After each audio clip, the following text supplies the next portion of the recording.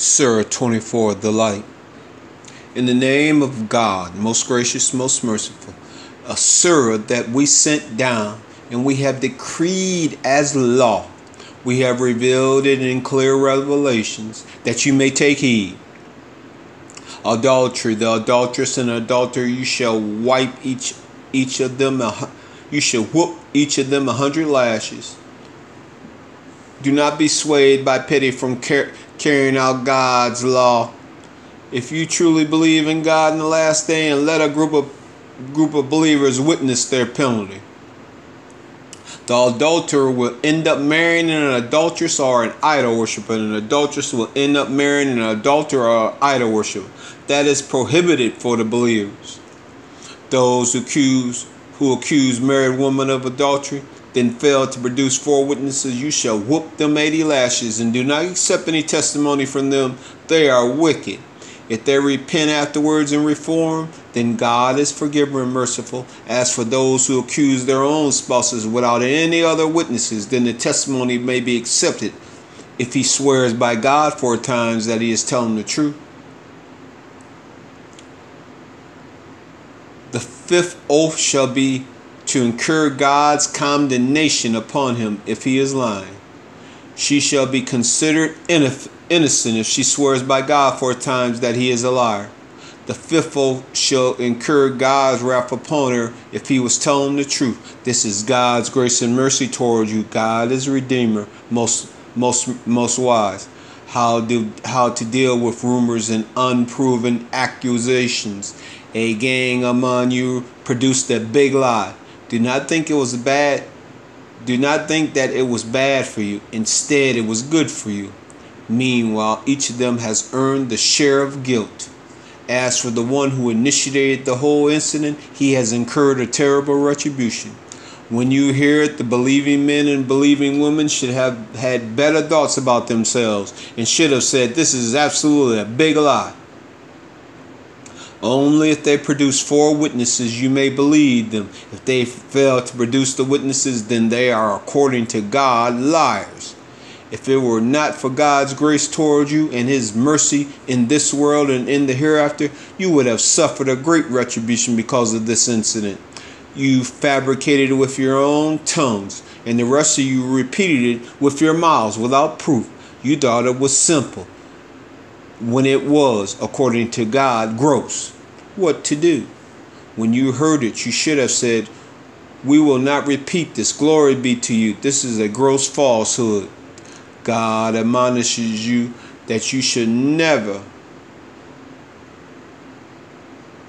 do it again if you are believers.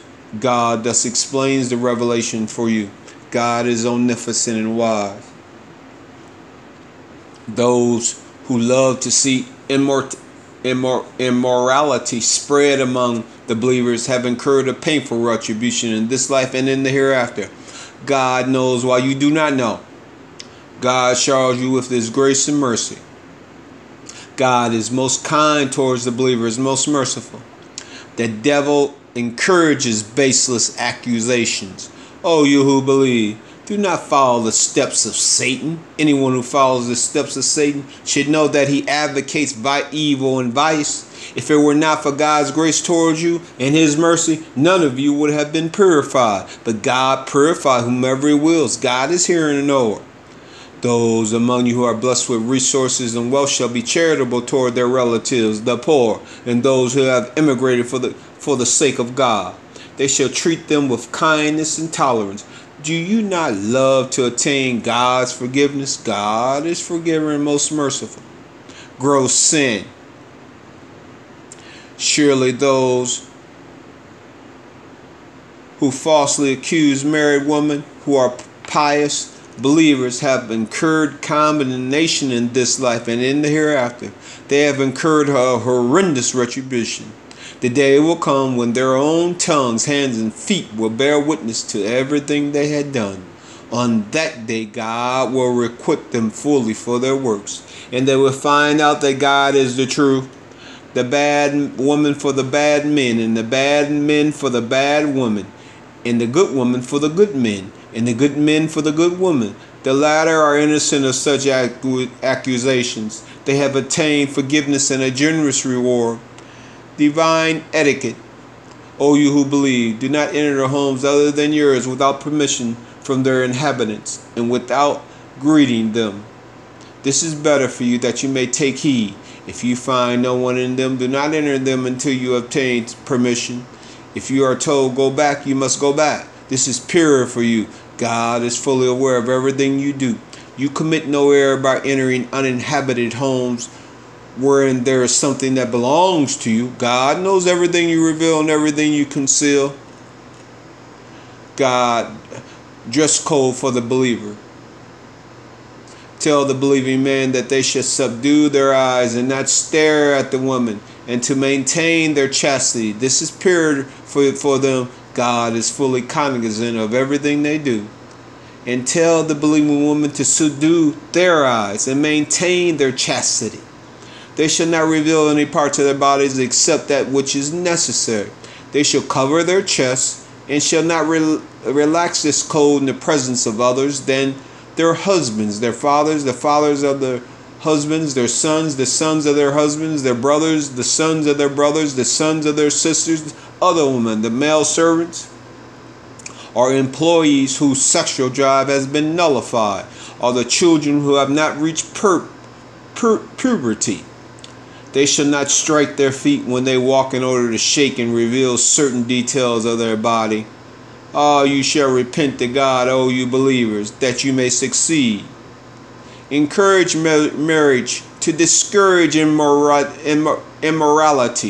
You shall encourage those of you who are single to get married. They may marry the righteous among your male and female servants. If they are poor, God will enrich them with this grace. God is bounteous in Noah. Those who cannot afford to get married shall maintain morality until God provides for them from his grace. Those among your servants who wish to be free in order to marry, you shall grant them their wish once you realize that they are honest, and give them from God's mercy that he has bestowed upon you. You should not force your girls to commit prostitution, seeking the materials of this world, if they wish to be chastity. If anyone forces them, then God, seeing that they are forced, is forgiving and merciful. We have revealed to you clarifying revelations and examples from the past generations, and an enlightenment for the righteous. God is the light of the heavens and earth. The allegory of his light is that of a concave mirror behind a lamp that is placed inside a glass container. The glass container is like a bright pearl-like star. The fuel thereof is supplied from a blessed oil-producing tree that is neither eastern nor western. Its oil is almost self-radiating, needs no fire to ignite. Light upon light, God guides to his light whomever he wills. God thus sets the parables for the people. God is fully aware of all things. God's guidance is found in houses exalted by God. His name is commemorated therein, glorifying him therein day and night. Those who frequent the mosque, people who are not distracted by business or trade from commemorating God, they observe the contact prayers and give the obligatory charity. And they are conscious of the day when the minds and the eyes will be horrified. God will certainly reward them for their good works and will shower them with his grace. God provides for whomever he wills without limit, chasing a mirage. As for those who disbelieve, their works are like a mirage in the desert. A thirsty person thinks that it is water, but when he reaches it, he finds that it is nothing. And he finds God there instead to requite him fully for his works. God is the most efficient reckoner. Exile from God, total darkness. Another allegory is that of being in total darkness in the midst of a violent ocean, with waves upon waves, in addition to thick fog, darkness upon darkness. If he looked at his own hand, he could barely see it. Whomever God deprives of light will have no light. Do you not realize that everyone in the heavens and earth glorifies God, even the birds as they fly in a column? Each knows its prayers and its glorification. God is fully aware of everything they do. To God belongs the sovereignty of the heavens and earth, and to God is the final destiny. Do you not realize that God drives the clouds, then gathers them together, then piles them on each other, then you see the rain coming out of them. He sends down from the sky loads of snow to cover whomever he wills, while diverting it from whoever he wills. The brightness of the snow almost blinds the eyes. God controls the night and day. This should be a lesson for those who possess eyes. And God created every living creature from water. Some of them walk on their bellies. Some walk on 2 legs. Some walk on 4. God creates whatever he wills. God is omnipotent. We have sent down to you clarifying revelations. Then God guides whomever wills in a straight path. God sends instructions through his messenger. They say, we believe in God and in the messenger, and we obey. But then some of them slide back afterwards. They are not believers. When you are invited to God and his message to judge among them, some of them get upset. However, if the judgment is in their favor, they readily accept it. Is there a disease in their hearts? Are they doubtful? Are they afraid that God and his messenger may treat them unfairly? In fact, it is they who are unjust. Believers unhesitantly obey God and his messenger.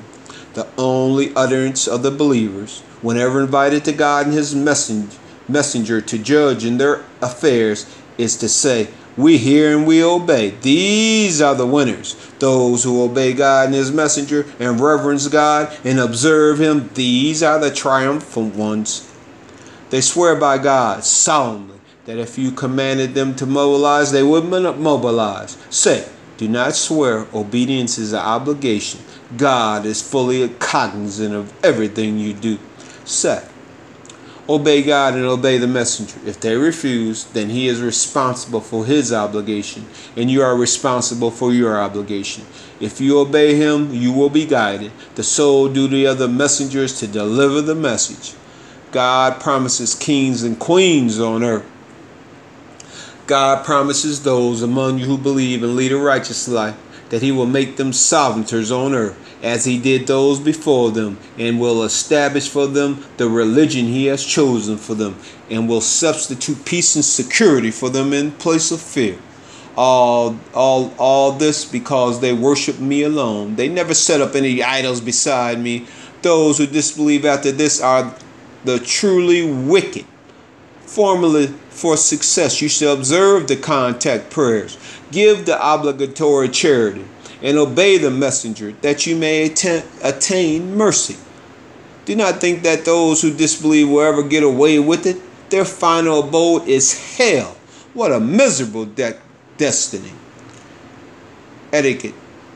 2 prayers mentioned by name. O you who believe, permission must be requested by your servants and the children who have not attained puberty before entering your rooms. This is to be done in 3 instructions: before the dawn prayer, at noon when you change your clothes to rest, and after the night prayer. These are 3 private times for you. At other times it is not wrong for you to them to mingle with one another. God thus clarifies the revelations for you. God is omnipotent and most wise. Once the children reach puberty, they must ask permission before entering, like those who became adults before them have asked permission before entering. God thus clarifies his revelations for you. God is omnipotent and most wise. You shall dress modestly. The elderly women who do not expect to get married commit nothing wrong by relaxing their dress code, provided they do not reveal too much of their bodies. To maintain modestly is better for them. God is hearing, Noah. Be sure your meal is lawful. The blind is not to be blamed. The cripple is not to be blamed, nor the handicapped is to be blamed. Just as you are not to be blamed for eating at your homes, or at the homes of your fathers, or at the homes of the mothers, or the homes of the brothers, or the homes of your sisters, Are the homes of your father's brothers? Are the homes of your father's sisters? Are the homes of your mother's brothers? Are the homes of your mother's sisters? Are the homes that belong to you and you possess their keys? Are the homes of your friend? You commit nothing wrong by eating together or as individuals. When you enter any home, you shall greet each other, a greeting from God that is blessed and good. God thus explains the revelation for you, that you may understand. The true believer are those who believe in God and his message, and when they are with him in community meeting, they do not leave without permission. Those who ask permission are the ones who do not believe in God and his messenger. If they ask you permission in order to tend to some of their affairs, you may grant permission to whomever you wish and ask God to forgive them. God is forgiver, most merciful. Do not treat the messenger's requests as you treat each other's requests. God is fully aware of those among you who sneak away under flimsy excuses. Let them be aware of those who disobey his orders, for disaster may strike them or severe retribution. Absolutely, God belongs everything in the heaven and earth. He fully knows every condition you may be in. The day you are returned to him, he will inform them of everything they have done. God is fully aware of all things. The light, SURA 24.